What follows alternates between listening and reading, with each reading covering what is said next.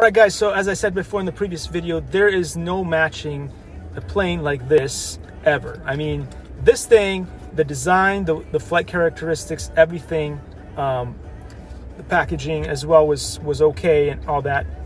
Little remote, only 2 channels, so all you got is to give it juice and turn left and right. That's all you got to do to fly this thing. Super easy for beginners, so if you're trying to get into RC plane flying, this is what you want. Only problem, again, as all planes will have this problem, is these little planes struggle in the wind.